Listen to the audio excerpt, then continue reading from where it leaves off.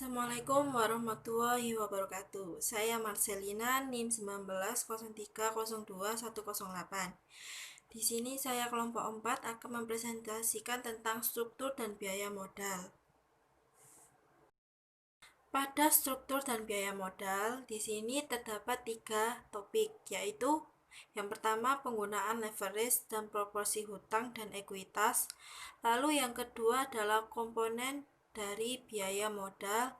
Lalu yang ketiga adalah model biaya modal rata-rata tertimbang. Yang pertama yaitu pengertian dari leverage itu sendiri. Leverage adalah sejauh mana proporsi biaya keuangan berdasarkan biaya-biaya atas pembelian dan lainnya yang menimbulkan komposisi suatu biaya untuk meningkatkan profitabilitas perusahaan dan yang menyebabkan perusahaan mengeluarkan biaya tersebut. Yang kedua, tujuan dari penggunaan leverage. Yang pertama adalah perusahaan menggunakan leverage dengan tujuan agar keuntungan yang diperoleh lebih besar daripada biaya atau beban tetap yang dikeluarkannya. Lalu yang kedua, leverage juga meningkatkan risiko atau variabilitas keuntungan, yang artinya jika perusahaan ternyata mendapatkan keuntungan yang lebih rendah daripada biaya atau beban tetapnya, maka penggunaan leverage akan menurunkan keuntungan. Macam-macam leverage. Leverage sendiri terbagi menjadi 3 macam, yaitu operating leverage, financial leverage, dan combination leverage. Dari ketiga macam jenis leverage, di sini saya akan membahas tentang operating leverage. Apa sih operating leverage? Operating leverage yaitu menunjukkan seberapa besar penggunaan biaya tetap operasional dalam suatu perusahaan. Lalu, operating leverage berkaitan dengan biaya tetap yang dikeluarkan oleh perusahaan pada tingkat penjualan tertentu. Lalu, dengan menggunakan operating leverage, perusahaan mengharapkan bahwa perubahan penjualan akan mengakibatkan perubahan laba sebelum bunga dan pajak atau bisa dibilang dengan EBIT yang lebih besar. Lalu, multiplier effect yang dihasilkan karena penggunaan biaya operasi tetap terhadap EBIT ini disebut dengan degree of operating leverage atau disingkat dengan DOL. Untuk rumusnya sebagai berikut. Untuk DOL unit yaitu sama dengan presentasi perubahan EBIT dibagi dengan presentasi perubahan penjualan. Lalu untuk DOL unit atau RP yaitu sama dengan Q dikali P dikurangi VC dibagi Q dikali P dikurangi VC lalu dikurangi lagi dengan FC, dimana keterangannya sebagai berikut. Untuk Q yaitu kuantitas, untuk P untuk harga, VC untuk biaya variabel, FC untuk biaya tetap. Jadi di sini yaitu Q dikali dengan pengurangan antara harga dikurangi biaya variabel, lalu dibagi dengan Q dikali dengan pengurangan hasil harga dikurangi biaya variabel, lalu dikurangi lagi dengan biaya tetap. Untuk DOL RP penjualan yaitu sama dengan S dikurangi TVC yaitu total biaya variabel dibagi dengan S dikurangi penjumlahan antara total biaya variabel dengan biaya tetap. Kita contoh soal yang pertama untuk operating leverage. Diketahui data PT ABC sebagai berikut. Harga jual produk 200 per unit, biaya variabel 100 per unit, dan biaya tetap 50.000. Kita ambil contoh barang A dan barang B. Untuk barang A 1.500 unit dan barang B 500 unit. Jadi selisih barang A dan barang B adalah 1.000 unit, di mana 1.500 dikurangi dengan 500 menjadi 1.000. Lalu untuk penjualan dikenakan biaya 200 per unit. Barang A 1.500 dikalikan dengan 200 menjadi 300.000. Dan untuk barang B adalah 500 dikalikan dengan 200 menjadi 100.000. Dan selisih antara barang A dan barang B adalah 200.000, di mana 300.000 dikurangi dengan 100.000 menjadi 200.000. Lalu untuk biaya variabel dikenakan 100 per unit. Jika barang A 1.500 dikalikan dengan 100 menjadi 150.000. Lalu untuk barang B adalah 500 dikalikan dengan 100 menjadi 50.000. Dan selisih antara A dan B adalah 100.000, di mana 150.000 dikurangi dengan 50.000. Lalu untuk biaya tetapnya ditentukan 50.000. Kita langsung masukkan saja masing-masing sebesar 50.000. Barang A 50.000 dan barang B 50.000. Lalu untuk menentukan EBIT, yaitu biaya variabel dikurangi dengan biaya tetap. Untuk barang A, biaya variabelnya 150.000 dan biaya tetapnya 50.000. Sehingga 150.000 dikurangi 50.000 adalah 100.000. Dan untuk barang A ketemu EBIT-nya 100.000. Lalu untuk barang B, biaya variabelnya 50.000 dan biaya tetapnya 50.000. Sehingga EBIT-nya ketemu dengan 0 atau tidak ada. Dan selisihnya adalah untuk biaya variabel 100.000 dan biaya tetapnya 50.000. Jadi EBIT-nya 50.000. Itu selisih antara barang A dan barang B. Jadi pada contoh A dan B dapat dilihat bahwa untuk DOL A yaitu degree of operating leverage, untuk barang A adalah persen perubahan EBIT dibagi dengan persen perubahan penjualan, di mana persen perubahan EBIT-nya adalah 100%, lalu untuk perubahan penjualannya adalah 50%, sehingga 100% dibagi 50% adalah sama dengan 2. Lalu untuk Dolby yaitu degree of operating leverage barang B, yaitu persen perubahan EBIT dibagi dengan persen perubahan penjualan, di mana persen perubahan EBIT-nya sendiri untuk barang B adalah minus 100%, lalu untuk persen perubahan penjualannya untuk barang B adalah minus 50%, sehingga minus 100% dibagi dengan minus 50%, jawabannya adalah 2. Jadi, kesimpulannya adalah semakin besar nilai yang dihasilkan, maka semakin besar pula tingkat leverage operasi. Atau bisa juga dengan rumus sebagai berikut. DOL untuk 1000 unit, degree of operating leverage barang 1000 unit. 1000 di sini adalah selisih antara barang A dan barang B. Dengan rumus Q dikali P dikurangi VC, lalu dibagi dengan Q dikali P dikurangi VC, lalu dikurangi dengan FC.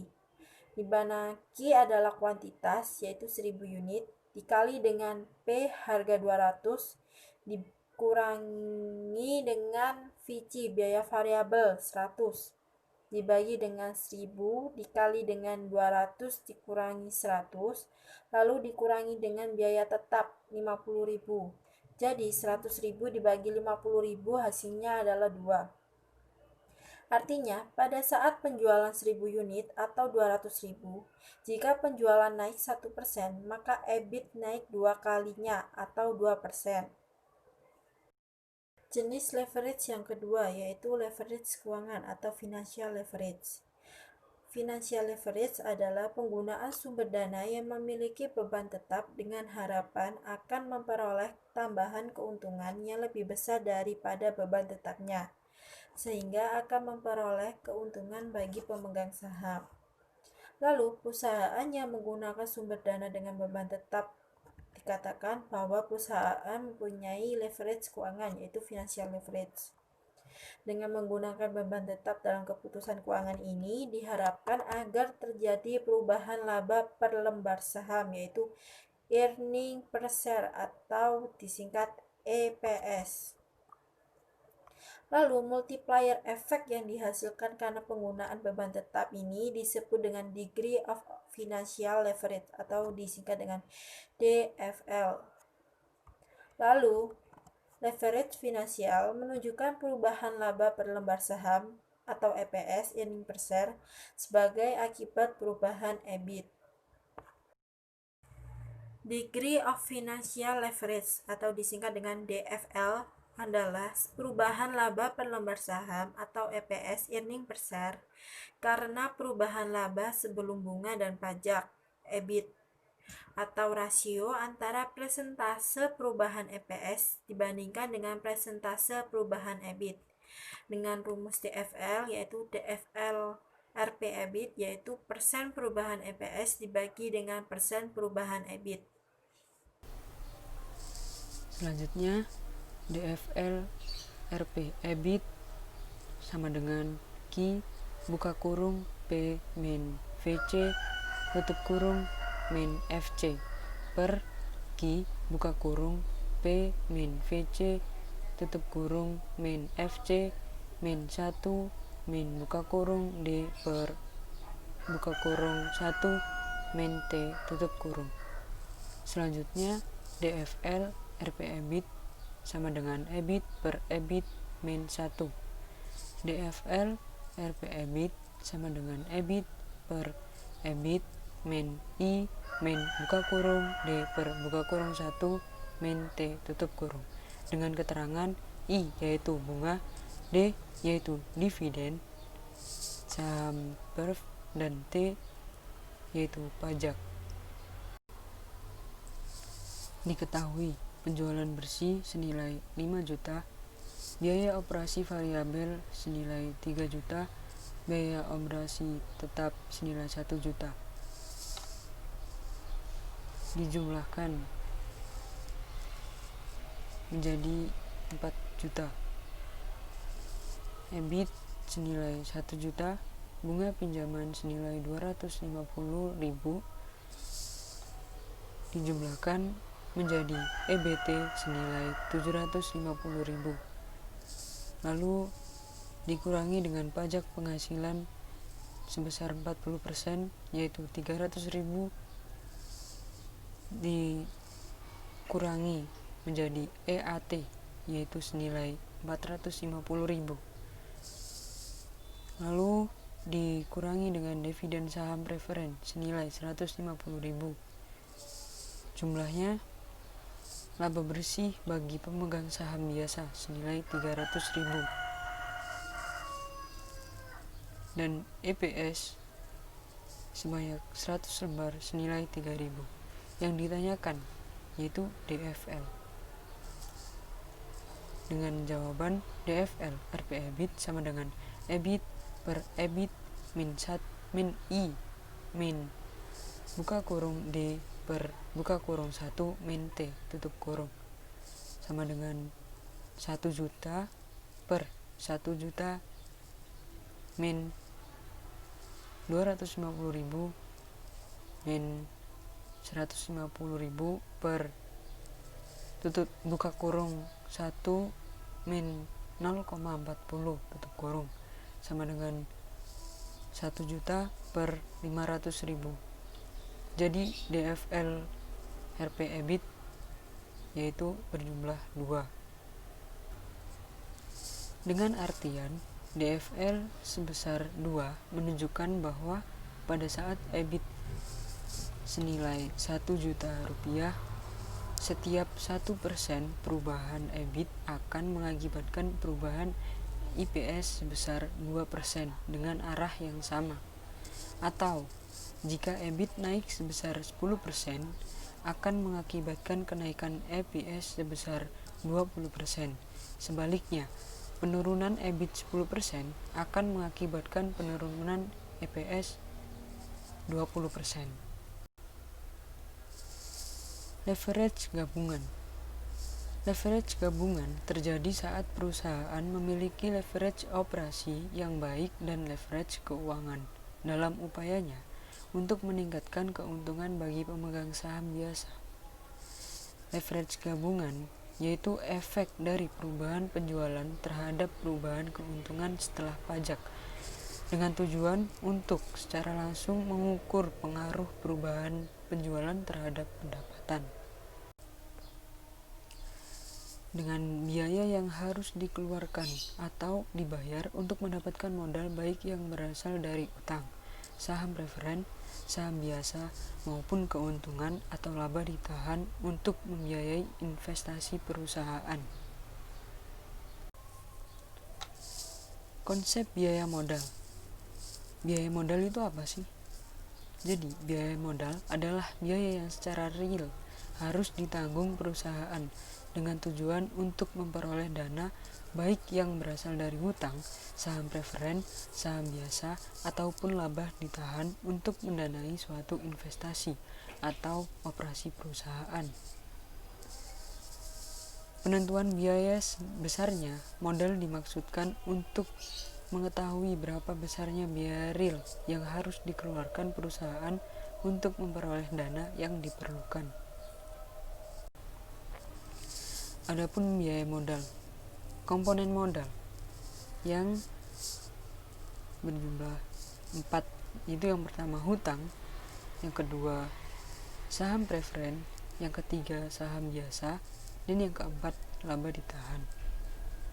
Jenis biaya modal itu sendiri yaitu ada 2.